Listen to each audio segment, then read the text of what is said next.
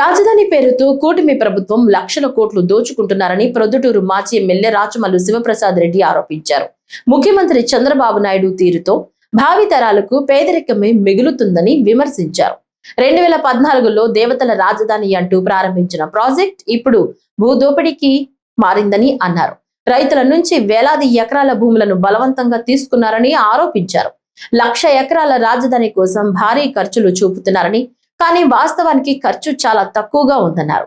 ఈ వేగంతో అమరావతి పూర్తి కావాలంటే శతాబ్దాలు పడుతుందని వ్యాఖ్యానించారు. సెల్ఫ్ ఫైనాన్స్ పేరుతో భారీగా అప్పులు తీసుకొచ్చారని, నిర్మాణ ఖర్చుల్లో అవకతవకలు జరుగుతున్నాయని ఆరోపించారు. మరోవైపు బాబు, లోకేష్, పవన్ కలిసి ప్రజాధనాన్ని దోచుకుంటున్నారని విమర్శించారు. అమరావతి రాజధాని ఒక బేతాళ కథగా మారిందని, ప్రస్తుత పరిస్థితుల్లో అది పూర్తి కాదని రాచమల్లు వ్యాఖ్యానించారు. 50,000 ఎకరాలు కావాలన్నాడు. ప్రపంచమంతా చెప్పింది, దేశం కాదు. 50,000 ఎకరాలు రాజధాని నిర్మాణానికి అవసరం లేదయ్యా, అంత అవసరం లేదు, 100 ఎకరాలలో నిర్మించవచ్చు అని చెప్పినారు. వినలే ఆయన. లేదు, నేను నిర్మించే దేవతల రాజధాని మీకోసం, ప్రజల కోసం అట్లా ఇట్లా ఉండదు, 50,000 ఎకరాలు కావాలని చెప్పి 3 పంటలు పండే, బంగారాన్ని పండించే పంటలను భూములను 3 పంటలు సంవత్సరానికి బంగారు పండుతుంది. అట్లాంటి బంగారు పండించే రైతుల దగ్గర నుంచి దుర్మార్గంగా 50,000 ఎకరాలను రాజధాని నిర్మాణం కోసం తీసుకునే ఈ పెద్ద మనిషి 14లో, ప్రజెంట్ 26 సంవత్సరం, 12 సంవత్సరాలు గడిచింది. రాజధాని నిర్మాణం ఏమైనా పూర్తి అయిందే? రాజధాని నిర్మాణం పూర్తి కాకపోయినా పర్వాలే,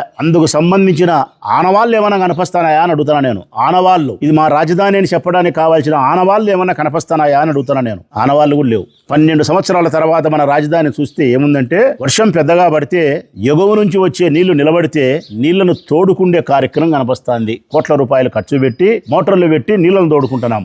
ఇప్పటికీ ఇది సాలదని చెప్పి మన ముఖ్యమంత్రి గారు మళ్ళీ ఇప్పుడు 2 సంవత్సరాల కిందట ముఖ్యమంత్రి అయిన తర్వాత, లేదు 50,000 ఎకరాలలో రాజధాని నిర్మాణం సరిపోదు, 1,00,000 ఎకరాలలో మీకోసం దేవతల రాజధాని నిర్మించబోతానా అని చెప్పినాడు. ముక్కును వేలేసుకున్నాం మనందరం. 1,00,000 ఎకరాలలో ఏం కడతారు? ఎట్లుంటుంది ఆ రాజధాని? ఇది ఆచరణకు సాధ్యమేనా అని చెప్పి మేధావుల దగ్గర నుంచి మాలాంటి మిడిమిడి జ్ఞానం కలిగిన వాళ్ళ వరకు, పెద్దగా మేము చదువుకోలే, మాకేం తెలియదు, మాలాంటి వాళ్ళ వరకు ఇది ఎంతటి సోద్యం అబ్బా 1,00,000 ఎకరాలు అంటే అనుకున్నాం. మళ్ళీ ఇప్పుడు 50,000 ఎకరాలు కావాలని చెప్పి మళ్ళీ రైతుల దగ్గర దుర్మార్గపు చర్యలకు శ్రీకారం చుట్టినాడు. సంవత్సరానికి 3 పంటలు పండే, బంగారం సైతం పండించగలిగినటువంటి బంగారం లాంటి భూములను రైతుల దగ్గర నుంచి మళ్ళీ 50,000 ఎకరాలు తీసుకునే ప్రయత్నం చేస్తున్నాడు. నోటిఫికేషన్ ఇచ్చినారు 50,000 ఎకరాలకు. అంతా వెలసి 1,00,000 కోట్లు ప్రజలారా, 1,00,000 ఎకరాలు.